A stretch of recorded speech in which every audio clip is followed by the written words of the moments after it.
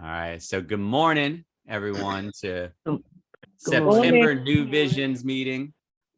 Yeah, and it's good to have. We have a full crowd: 1, 2, 3, 4, 5, 6, 7, 8, 9, 10 between video and phone. So that's a good group.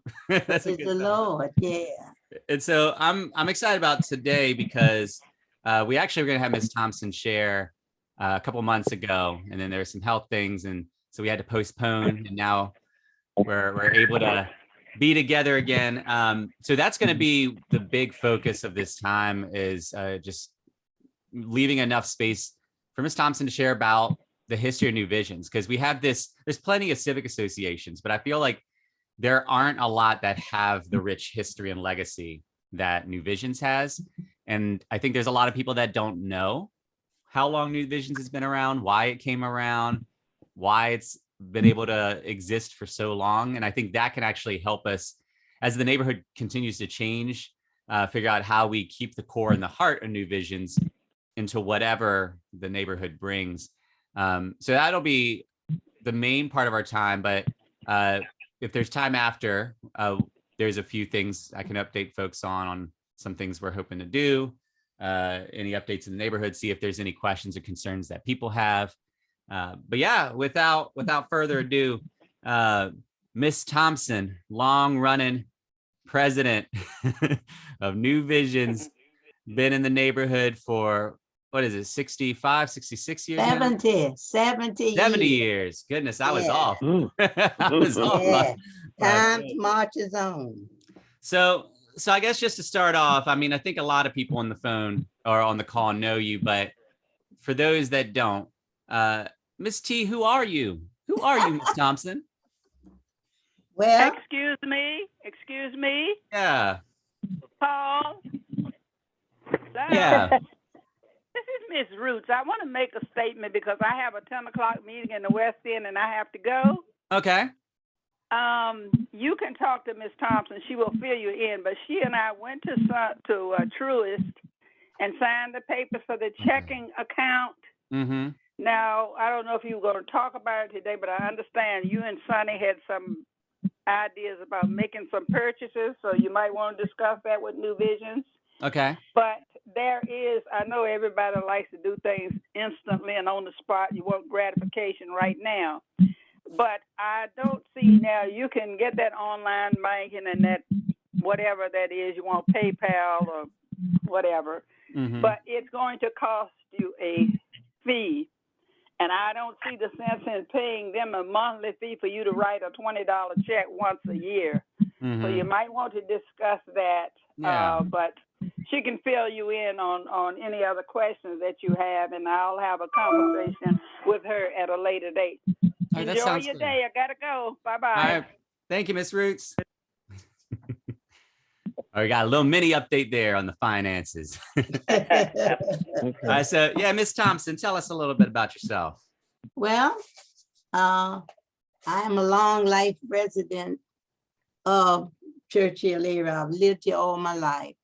I moved over into this area when I was 15 years old. I was attending Armstrong High School. And so my family has been over here, as I said, for 70 years. I got married. My former husband, of course, he is deceased. And we had, between the two of us, we had 5 children that we raised in this community. And when I moved into the community, it was just a very nice community. It was going through a transitional period from white to black. And so we moved in at that time. I'm from a family of 8 children, and sorry to say, only 2 of us now remain. My baby sister lives in Kentucky, and I'm here, tolling in Richmond. Mm-hmm. Well, I have quite a few children. As I said, we had 5 children, 4 are living, and I have 10 grandchildren and we have just as many just as many great grandchildren, but we are a happy family. My children, of course, are scattered. They are out of town and some are here in Richmond, but we managed to stay in contact with each other, and we are just doing fine. Recently, I had a stroke, but God is really good. And that's all I can continue to praise him, because this is my second stroke. I had one in 2014. I came through that. And now I had one June the 4th, but it was a mild stroke. But I know how to bend my knees when I need to and rely upon God for everything. And so he has been a blessing to my life in many, many ways. And I'm going to tell New Vision this morning how much I love them, because they have been there every step of the way, holding me up in what we tried to do for the community. And I just pray every day that what we have done, that God will see it as a blessing for the community. I'm not married, I'm a widow. Anybody know of any eligible bachelors? Yeah, do I really want one? No. No. We're coming up there shaking her head. Well, and I've always appreciated not only have you been here a long time, but you have been long committed to the community. So much so that when you had your stroke, you called me from the hospital talking New Vision's business. I'm like, Miss T, we can talk about this later. You need to rest. I mean, things don't stop you. Things don't hold you back. When you know something needs to get done, you are the type of person that's going to get in there and make sure it gets done. And so that's part of actually where New Visions came from. So tell me a little bit about why New Visions came about. Well, I wrote it down because I got so much in my head. And Myra tells me, she said, Mama, I don't want you to keep on thinking about all of that. I said, well, as far as New Vision is concerned, that's embedded in me. And so I'm just praying that God will keep me in my right mind, that I will always be able to contain that, because that's a part of me. So let's begin at the beginning. It all started in 1993. The community at large was invited to a meeting at Mount Olivet Church located on 25th Street. At this gathering, Better Housing Coalition shared information about efforts to revitalize the East End community. Plans for such a project were shown and discussed that night. The presence of BHC had already started in the 1000 block North 21st Street. Several homes were in the process of being built. You see, Housing Coalition organization came into existence when Mary McClanahan and Carter McDowell founded the organization. Mary had a passion for children who were homeless, so she talked Carter into helping her to form BHC organization. Later, TK Summernath would come and join them as CEO, and he has truly really been a blessing for us, and we appreciate him. After we left the meeting at Mount Olivet, a spark of interest arose in my spirit. I knew that if others were going to come to our community to help us, then we too needed to become involved in our community. At this time, our community, believe it or not, was 85% blight, with many homes in need of repair and some needed demolition. Looking at the community was really an eyesore. Now, the community had become a devastating eyesore because families who had children the age of my children grew up. They went off to college and some joined the military services. The point is, they left and never returned to the community, including my children. So homes of some older parents lay dormant after their death and soon became inhabitable. We as a community knew we needed to do something, but how and what to do was a question. First, the idea came that we should approach the Unity Civic League. They were already a formed organization. And so we put a proposal before them to consider expanding their boundary, which came up to Fairmount Avenue, and let us who live north of that boundary become members of their league. Ms. Carter and I went to St. Peter's Church to meet with them that one night. And we met with opposition and I got frustrated. As I left the meeting, Ms. Carter said, "Don't let them upset you. We can form a league of our own."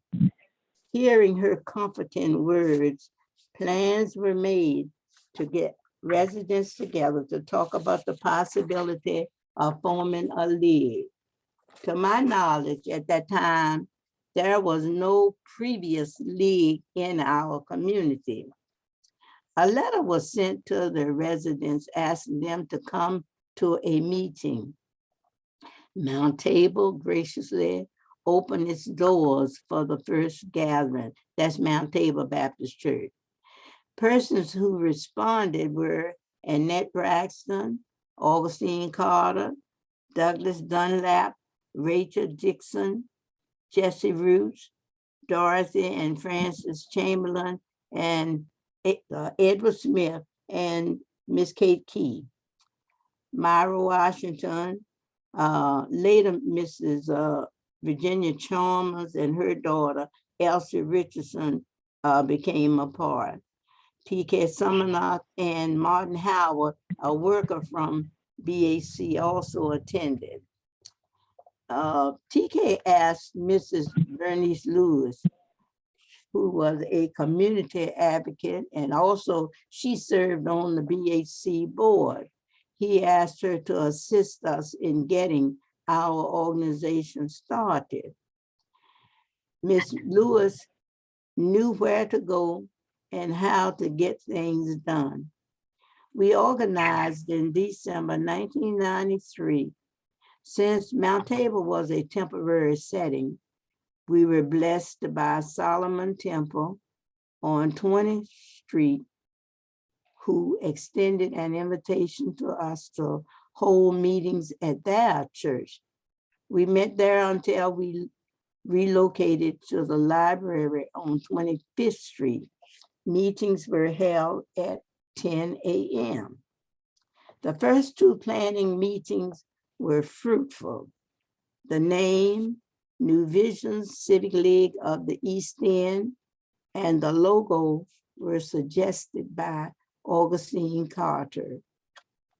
The name and logo were voted on and approved. Officers elected in the beginning of our inception was Mary Thompson, president, Jesse Roots, vice president, Myra Washington served as recording secretary. I don't remember who the corresponding secretary was at that time. And that Braxton was our treasurer. Dorothy Chamberlain served as chaplain. Mr. Smith served as sergeant at arms. Augustine Carter was historian and the president's assistant. Kate Key was our remembrance chairman. We got off to a very good start. Ms. Lewis asked Carl Brien from VHDA to come and work with us to formulate the mission statement. And we were able to accomplish that in one evening. This is the former and revised mission statement for New Vision. The New Vision Civic League of East End serves as a body of neighbors helping neighbors, with its mission being to create a secure, friendly, and prosperous community of citizens who strive to ensure the safety, affordability, and beautification of the homes, streets, and businesses where there are recreational and economic opportunities for all, and where everyone is empowered to participate in the civic, political, social, and economic life of the community. Doug Dunlap and Rachel Dixon, the youth of the organization, truly were a blessing for us. They put the first draft of the Constitution and bylaws together because we had no idea what to do. We continued to move forward with our meetings and solicited others to join us. After other persons joined New Visions, we passed out flyers each month, inviting the neighbors to the meetings. Some did and some did not. As president, I became involved in various community groups, such as Better Housing Coalition Board, East District Initiative, East Team Board. I was appointed by City Council to the board of Lewis Skinner Botanical Gardens, and I served 2 terms with them. I was also involved in Main Street 25 initiative, and I attended East District meetings when they began. My participation in all of these groups were based on the fact that their mission was to improve the quality of life in the East District community. Everything I learned, I brought it back to New Vision members. New Visions was just like a sponge, and they thrived on everything that I shared with them. They never said no to an idea. Their response was, we'll try. Because of their steadfastness and full cooperation, they became one of the leading organizations in the city. In the Church Hill area, only 2 associations were still in operation. Other residents soon took a note of what was happening in New Visions, and they got busy to revive or start a new association.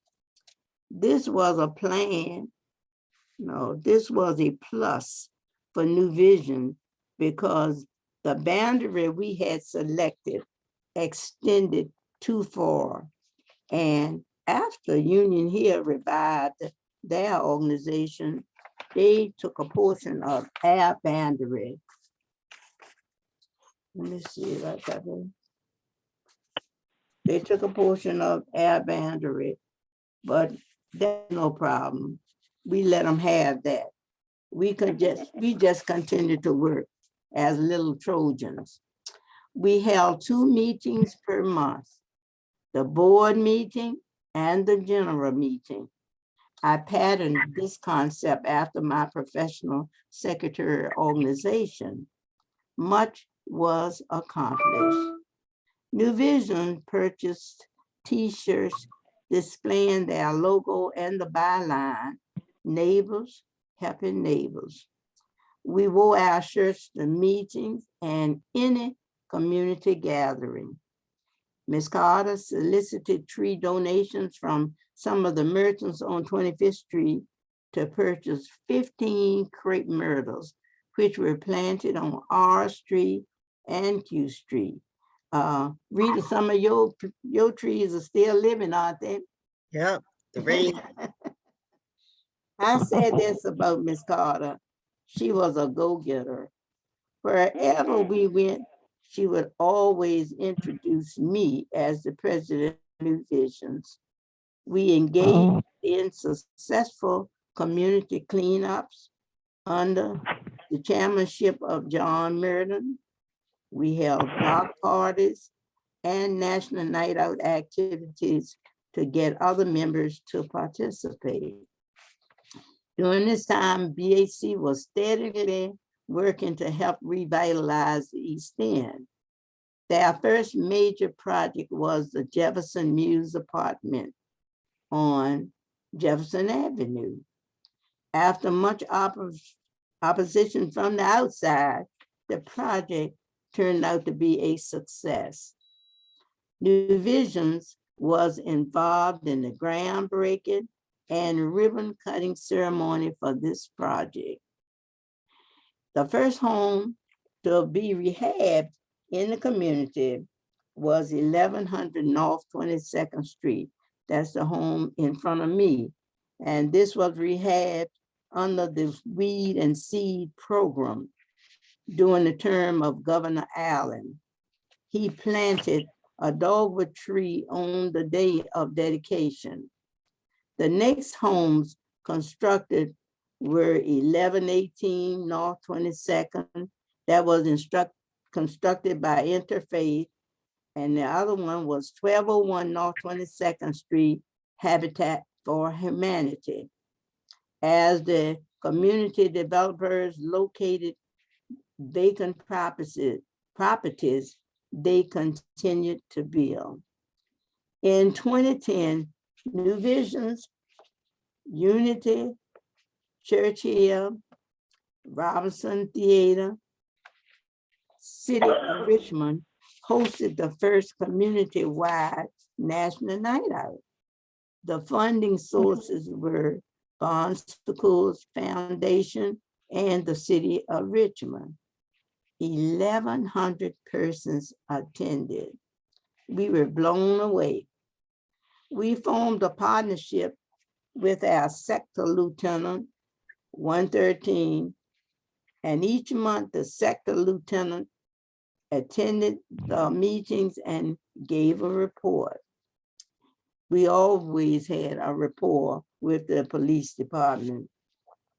The expanse of New Visions rapidly increased because as families moved into the area, BAC told them about New Visions and encouraged them to contact me and become involved in the New Visions organization. Therefore, Frida Bolden, Rita Ward, John Merton, Unisha Buster, and the Tappers became active working members. We were glad to have them join our organization, and they've been working ever since. Due to a relocation of some of the city agencies in the East District building located in the 700 block on 25th Street, the initiative no longer operated, but East Team Board continued to exist. I was a member of that board. I'm telling you all about this because this has really been an inner working of New Vision. Mary Robinson and I were asked to serve as co-chairpersons for housing. We didn't have a clue of how we were going to get this off the ground. The idea came up to ask all developers working in the community to come to a meeting to discuss their presence and how they could work together to accomplish more. They were working on their own individually, but if they came together, we just felt that they could do more.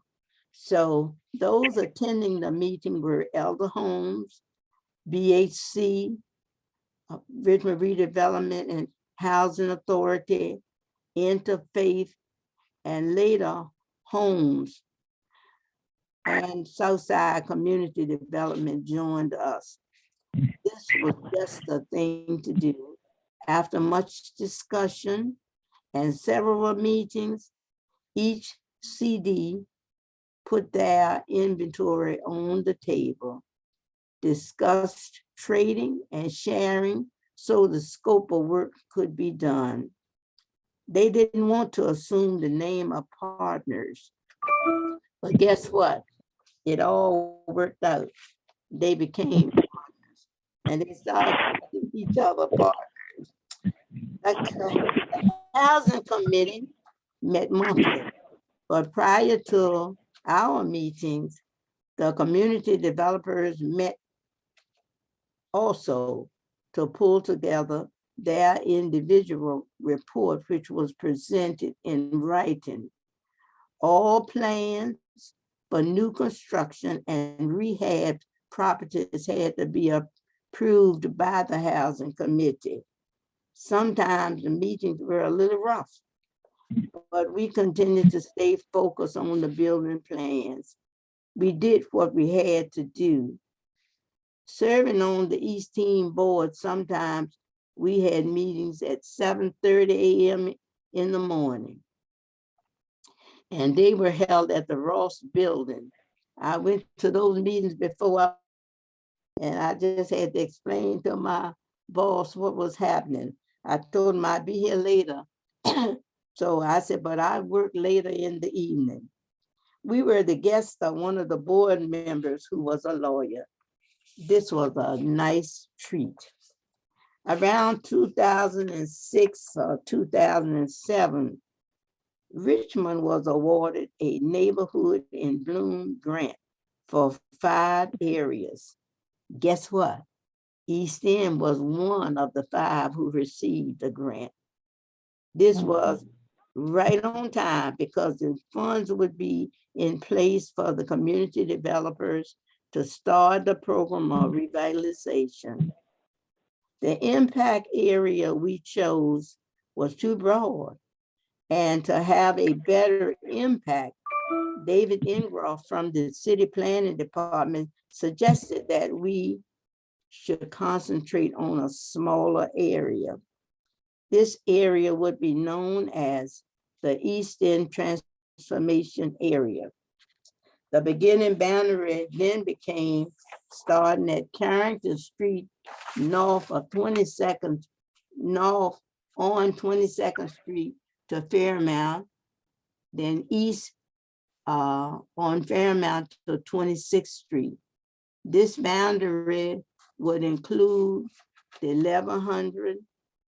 1200 blocks of north, 22nd, 23rd, 24th, 26th, and 26th and 22nd, 23rd, 2400 blocks of Fairmount Avenue and Carrington Street. As the community developers continued to work, they came up with the idea to collectively work on some model blocks in the 1300 block of 26th and 27th Street. Each community developer would build and be responsible for marketing at least 2 to 3 houses. This idea was successful, and if you visit this area, you will see the results. One other point of information I need to share, and that is the 2010 East End charrette held with the public-private partnership of the city, Barnes School, Health System, Richmond Redevelopment and Housing Authority, and 800 residents engaged in sessions throughout the week to come up with changes that the resident would like to implement in the community. Included in the planning were representatives from neighborhood associations, business owners, foundations, and corporations. There was a component also for the youth to have input. Overseeing this event was the Elizabeth Platter Zybeck architecture firm. When it was all said and done, the vision for the market of 25th Street was priority, and It is now a reality. I commend New Visions for their patience and support of this project. New Visions has always been a group that pulled together to make this community what it is. Edward Smith was instrumental in keeping the sale of alcoholic beverages to a minimum at the corner stores. He attended ABC board meetings and fought for us. And knowing Mr. Smith, he was successful. Today, our community has come alive, and we now have over 300, maybe more, new and revised homes. Private developers are adding more homes to the housing stock each day. Of course, some of the houses are pricey. We have to pray about that.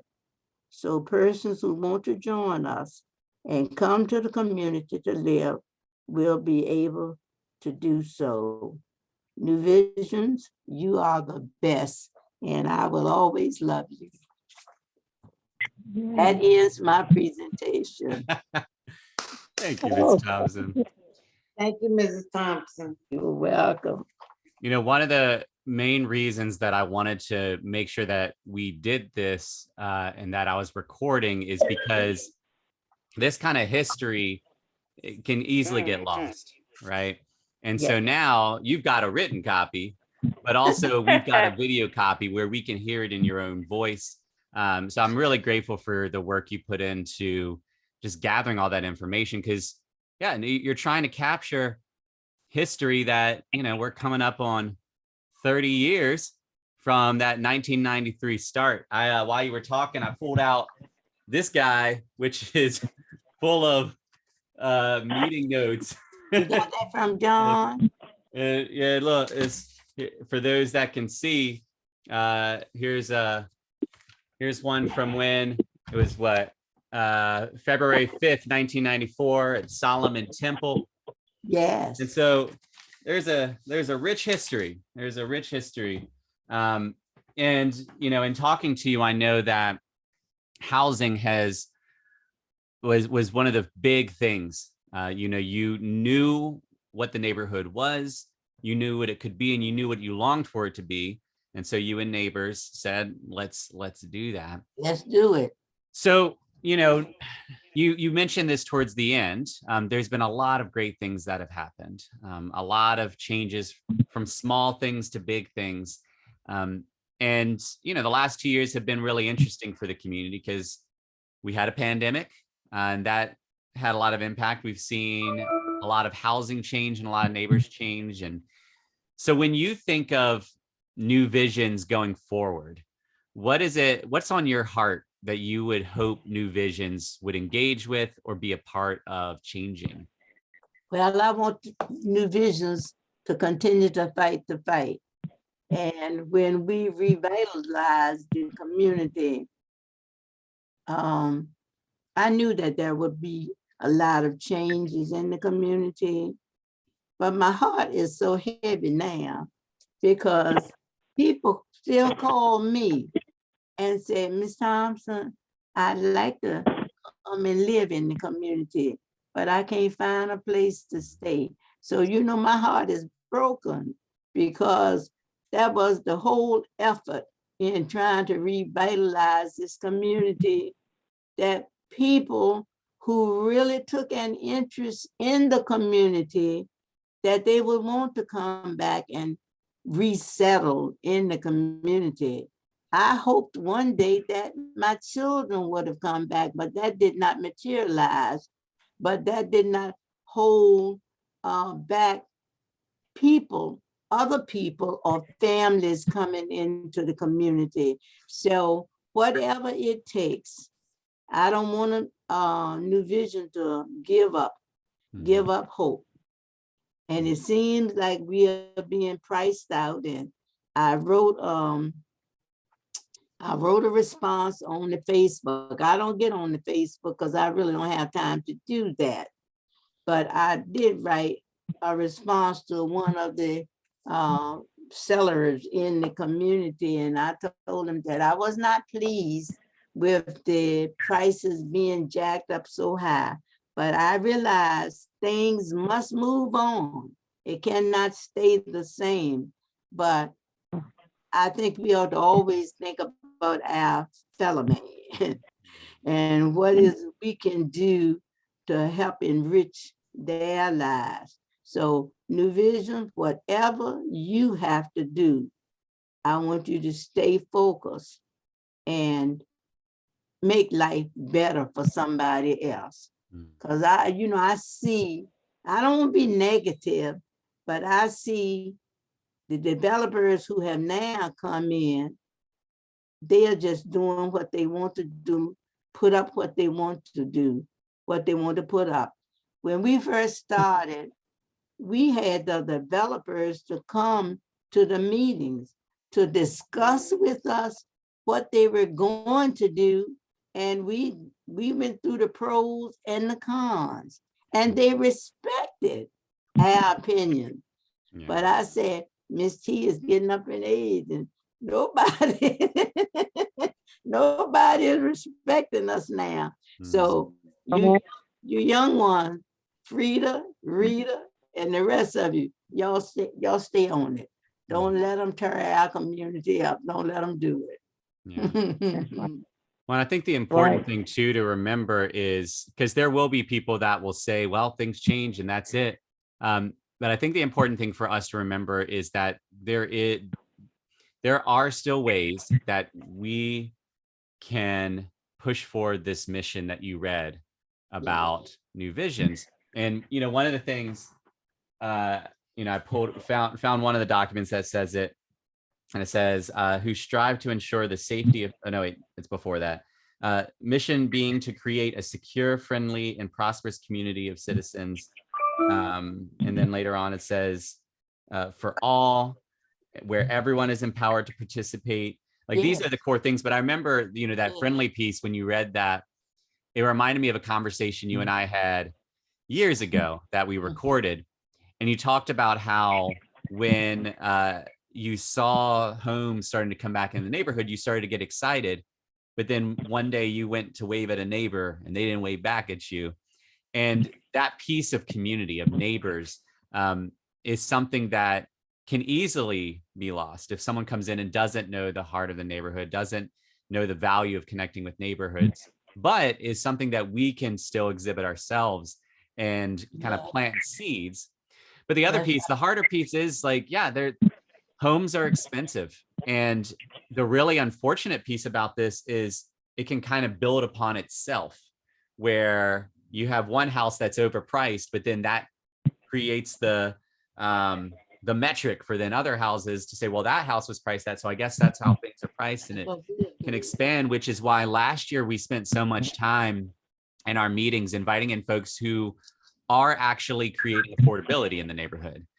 And that is something that we're going to continue, because affordability was another word that's in that mission statement. Right. And that my heart breaks too, because there's a young lady that when I worked at the Salvation Army Boys and Girls Club, she was one of the teens in my program.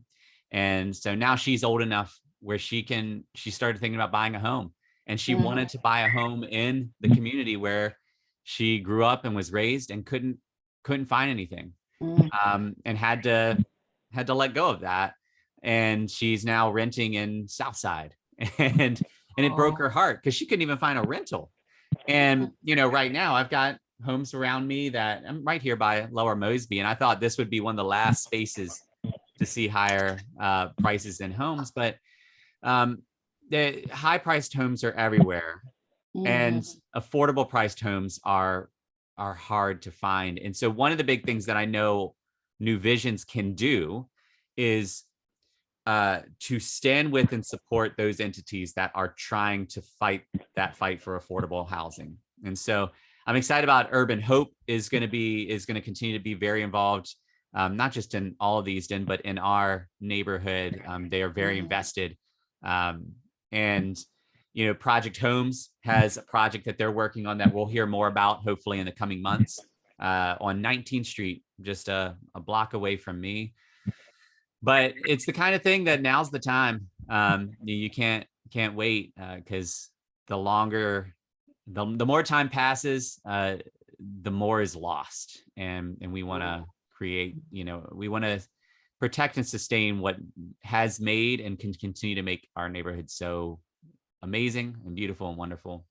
Yeah, one other feature that they did, and I was trying to work very hard, but I just wasn't getting anywhere, is Carrington Street. Now, Carrington Street has been a historical street ever since I can remember. As I told you, I'm a long life resident of the community, and for them to blacktop a portion of that street, but seemingly they are leaving the intersections as it is. I don't know what they're going to do, but my heart was heavy because that is a historical street. Yeah. And people complaining about it and everything. I don't know. I don't think that the residents who have been here, we don't complain about it. I have been over that bumpy street for many days, bicycle and everything. Yeah. And but I don't think some of the new residents coming into the community, they don't really truly know the history of certain portions of the area. And I think that's why they go ahead and vote and say, well, yeah, we need to go ahead and do this and do that. But I don't know what we're gonna be able to convey to them. Yeah. Well, and But that's, well, this is why, I'm so grateful for the work that you and others did in creating something like New Visions, because one of the answers is having a body of people that the more people you have, the louder the voice can be, right? And so, especially at New Visions, heftiest times, people knew, like, if we don't go to that New Visions meeting, we're going to have dozens and dozens of people who are going to be writing letters and making calls. So we better go to that meeting. And so the numbers piece is important, but you talked about the history. And when somebody comes into a neighborhood, unless they're intentional about learning the history of the neighborhood, you just take it for what it is and what you want it to be, and you try to make it what you want it to be. But when you are in a space where you have people who know the history, so New Visions, that's another rich piece about New Visions is, you said it, you've been in the community for 70 years. And so there is somebody that's involved with New Visions that's known the community, and you're able to speak into that. Now, the good news with Carrington is New Visions has a history of really doing work around learning about it, educating, proposing things. There is a thing done with VCU a number of years ago, but Sonny has actually worked really hard too on Carrington Street, created a web page for it, and has been very involved in the talk. So he's one of the ones that when he found out about the paving, he pushed and was emphatic, like, do not pave over the intersections. And that's something we're working on now. We know that there's paving projects planned for 2023. And I've already been in touch with Councilwoman Newble to say they cannot pave over like those intersections. But the other thing that we actually recently did is New Visions played a role in Carrington being one way, which it functionally was for forever because it's such a narrow street. But one of the things that we ran into, and this is the other piece of what you mentioned, is the more neighbors you have and the more disconnected they are, the more opinions you're going to have. And so with the paving, like you said, there are some people that recognize cobblestones are unique and they're beautiful and they're historic. How can we find a way to protect that? And then you have other people that are like, it's bumpy and I don't like bumpy. So can we just pave over it? And this, again, is why something like New Visions is important, because that can be the connection point. Because everyone's, there are always going to be different opinions.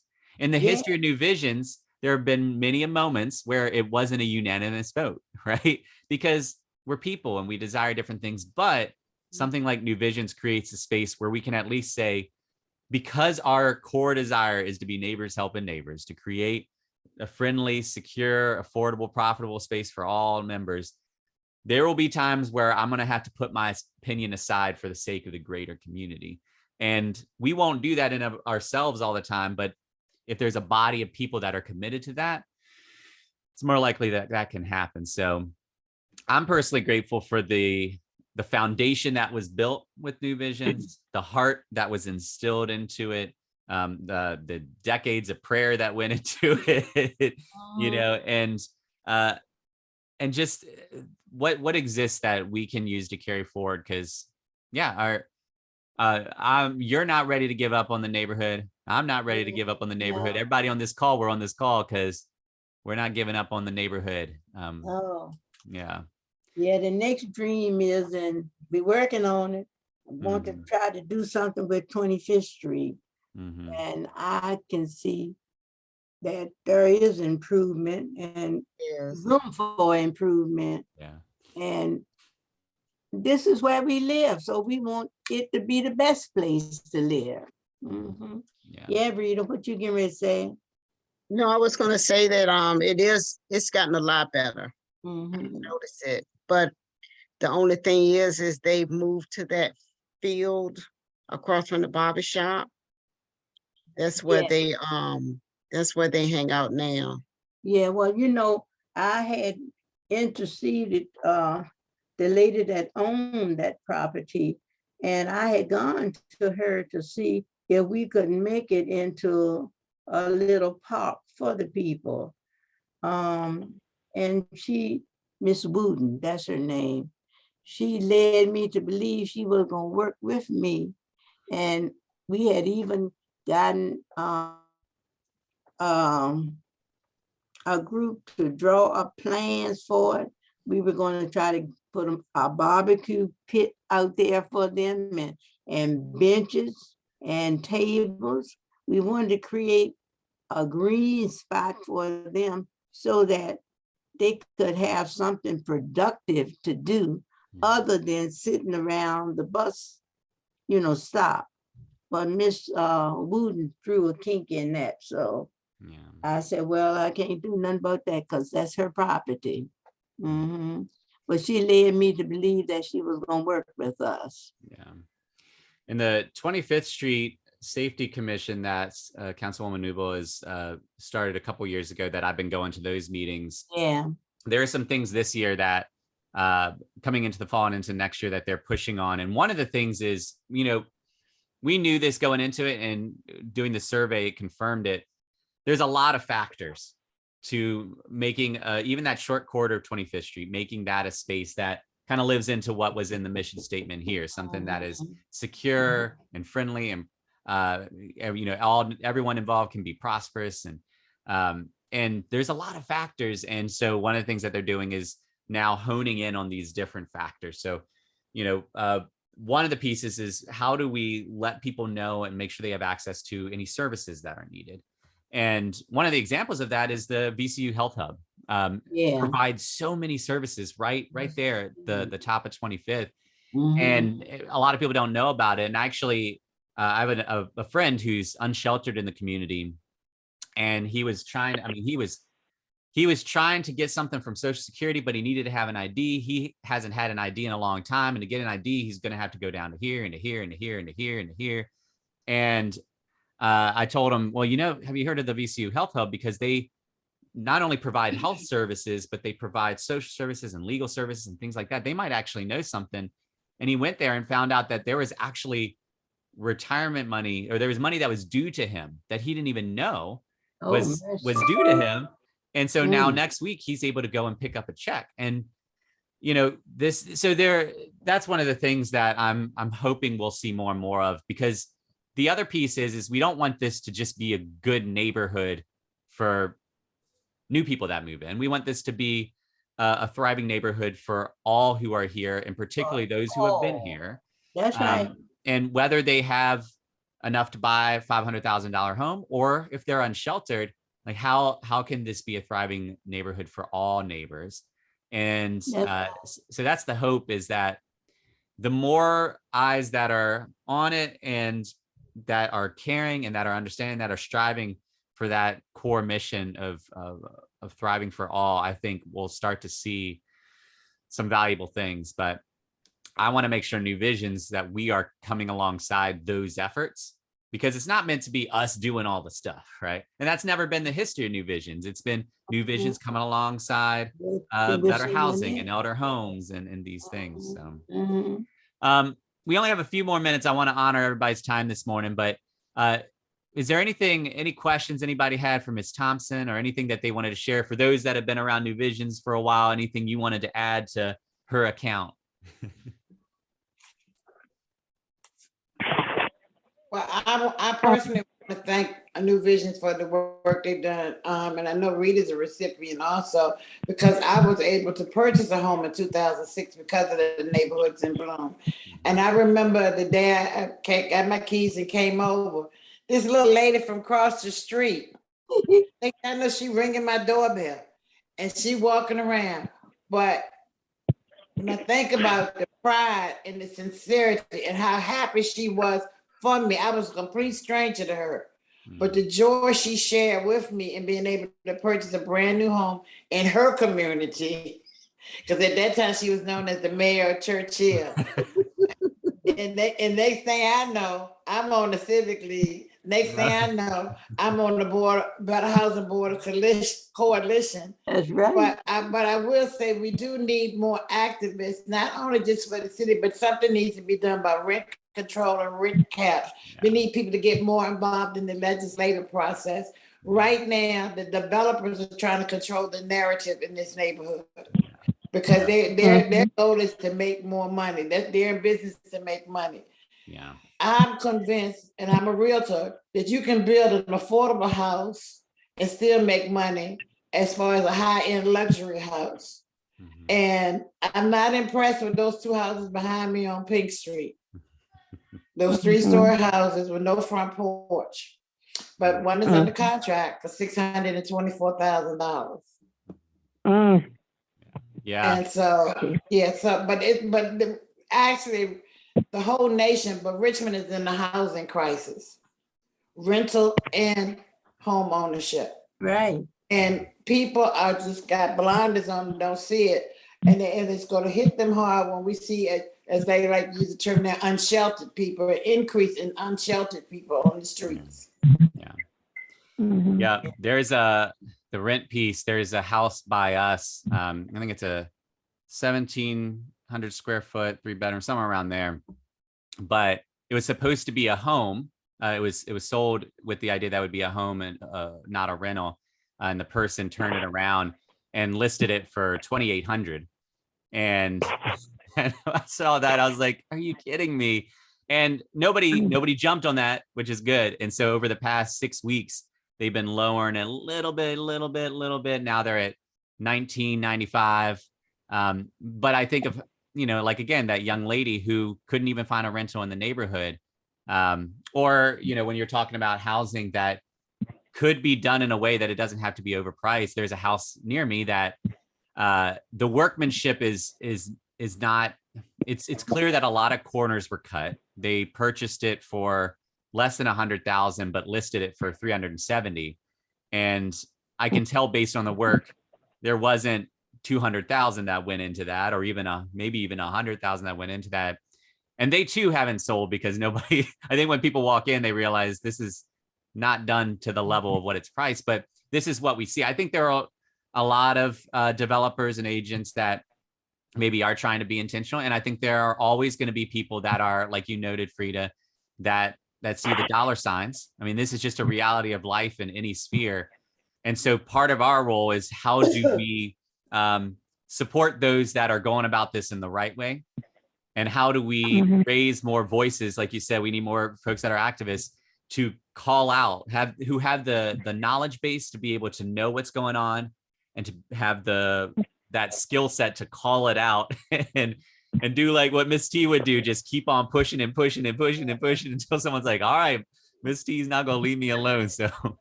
So I hear you on that. So affordable housing, I think, is going to remain a core piece of New Visions. Well, it's 10:01. I know we could keep on going, but I want to respect time. One thing I did want to say, off of what Miss Root shared, one of the purchases that we want to do, and I thought about this when Miss T was talking about letters being sent, is we do know there are a lot of new neighbors. And ever since I became president, I've wanted to get information out to neighbors. There's been a few reasons that hasn't happened in the last couple of years. But now that we have, as she mentioned, we had to work out some bank issues. Now that those are worked out, one thing that Sunny wants to help us do is actually get postcards out to all the houses within our geographic footprint.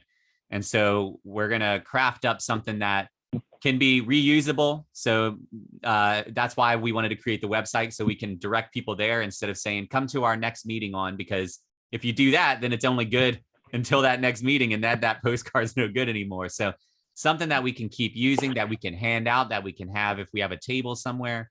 But we know one of the big next steps is to let neighbors know, hey, New Visions is here. It's been here. It exists, and we want you to be a part of what's happening. So that's on the horizon. It's not an expensive thing to do that, but we did need to have the funds in place to be able to do that. But once we have that, we're also working on shifting back into a hybrid model of doing these meetings, because we know there are still people that aren't yet comfortable with in-person. So, but there are other people that want in-person. So what we want to do is a hybrid meeting where we will meet somewhere, but also have Zoom still available and also still record it. So these are some of the things on the horizon. But also, yeah. when Mrs. Roots went to the bank and I accompanied her, she talked about possibility of, you all are up with all of this modern technology, going online, paying your dues and so forth like that. But kind of, I think she just, felt that that would not be to our advantage right now. So I said, well, I know we can always go back to the old way with a stamp and an envelope and mail your dues in or whatever like that. But I know they want all these modern things and everything, but sometimes this stuff is costly to us.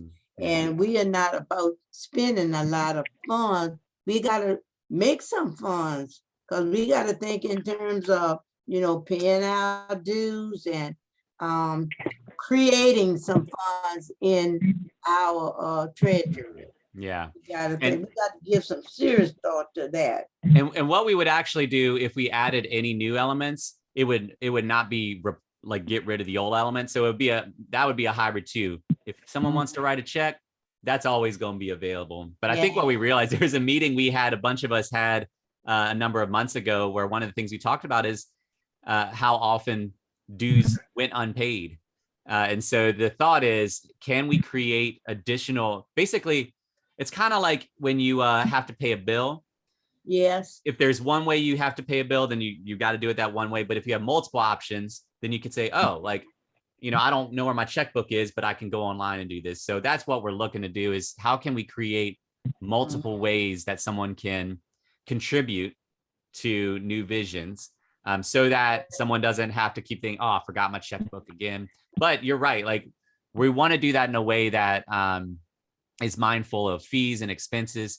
I will say though, if somebody pays online and there's a 3% fee, but they weren't going to pay by check at all, at least we're getting the 97% that, rather than losing 100. But you and I, we'll connect, because I do want to talk with you, hear more about that. So we'll talk more about this.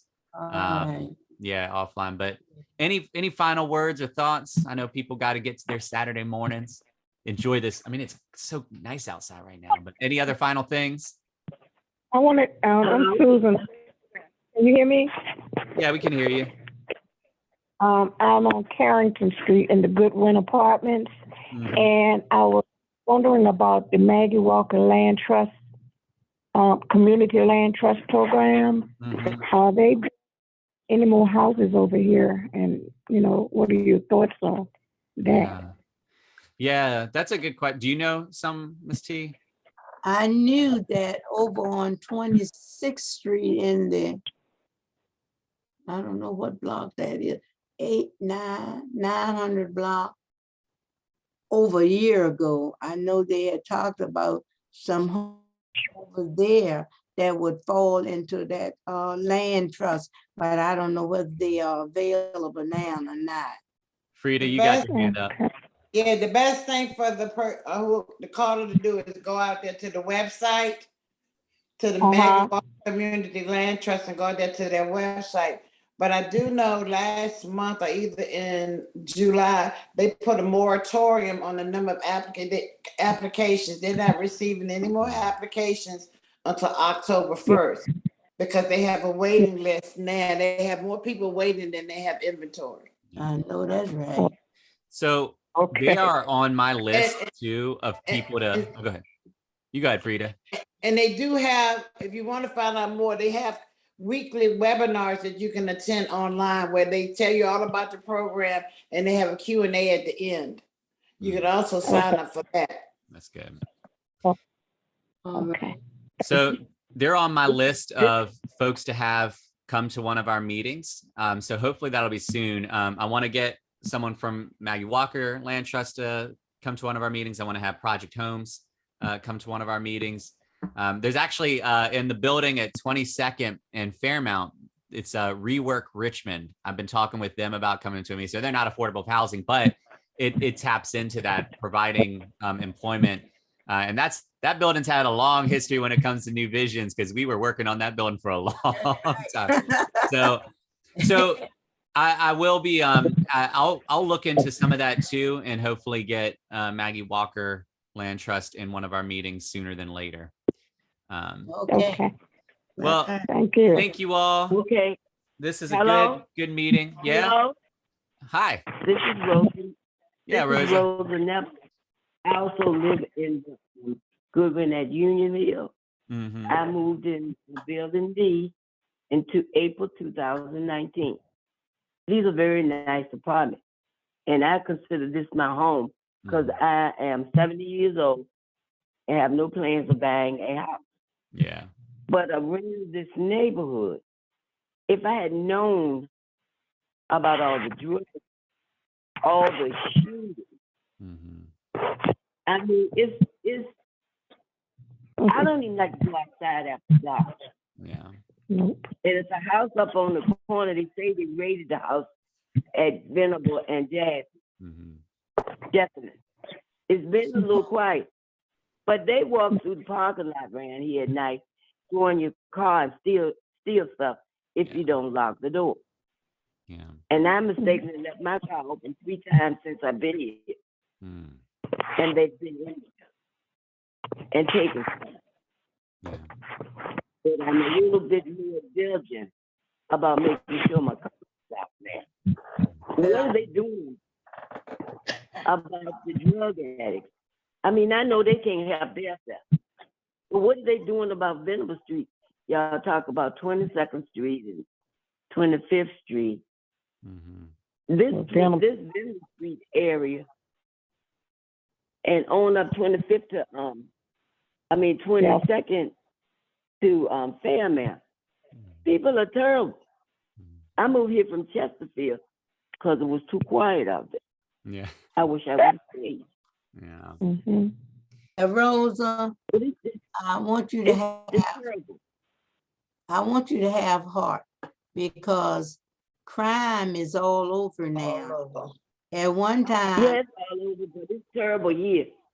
at one time, it was not like that here. This was a good place to live, and it still is. I've been here 70 years, so I know. But what we need to do, and you're over in Union Hill. Mhm. I think you are considered in Union Hill, although we invite you to be with us in New Vision. But I'll see if does Miss Braxton have contact info? Miss Braxton, she gave me all the Alright, information. I'll get it from Miss Braxton, and I'm gonna see if I can get the between Paul and myself, we'll see if we can get Union Hill involved in this situation. Because as you said, the more people that speak to what's going on, this crime and everything, that's the only way we can try to get some of it cleared up. But that you're definitely in Union Hill's boundary, and they have a lot of people in Union Hill with them new apartments and everything. So Paul and I will look into that to see what we kind of assistance we can get you. Yeah. They're gonna need to get in. More police presence would be nice. Yeah. Well, and I actually, when you were talking before you mentioned it, I was going to mention I had heard about the raid that happened at that corner house, and that house has had a long history of activity in it. And that's one of the hard things is, figuring out how to address and navigate these things. The gun violence piece, there's two entities that are actually pressing into that. The city's got some stuff that they're doing, but also there's Risk, Richmonders involved in securing community. So they strengthen communities. So there are entities, but I think the big piece about all this too is, yes, there will need to be programmatic stuff and city stuff, but also this is why New Visions exists and why it says neighbors helping neighbors, because we've got to have more neighbors that are engaged. Like, you made a good point. There are people that are involved in drug things, and you said, and sometimes they can't help themselves, right? Because the reality of addiction is when somebody's wrestling with addiction, they're not fully thinking through what they're doing. But if there are people that actually know them that are in relationship, they could say, hold up, come here. Let me introduce you to real life. They've got houses around the neighborhood, or let me connect you with the VCU Health Hub. They have some services, and so that we need more neighborhood cohesion, because the best of programs and the most involved of police officers is always going to have a limit if the neighborhood itself isn't actually connected. So there's a lot of work, but I definitely hear you. We've had our fair share of there's a van there's some drug activity that likes to park on my street right now, and I've been snapping some pictures and figuring out what I need to do. We've had gunshots, but Miss Thompson's right. Even with all that, we know that this is a good neighborhood. So what do we need to do to make it that way for all? So, well, hey, I'm really grateful for everyone. We're going to continue. We'll be back in a month, next October, or this October. But if anything else comes up, feel free to reach out to me. I think my email address is ptgranger@gmail.com, but I think there's one if you go to newvisioncivicleague.org, our website, there's a contact thing, and that'll get you to me. But reach out if there's anything that comes to mind or any issues, and we'll keep on being neighbors helping neighbors. So Thank you so much. yeah. Thank you, everybody. Have a good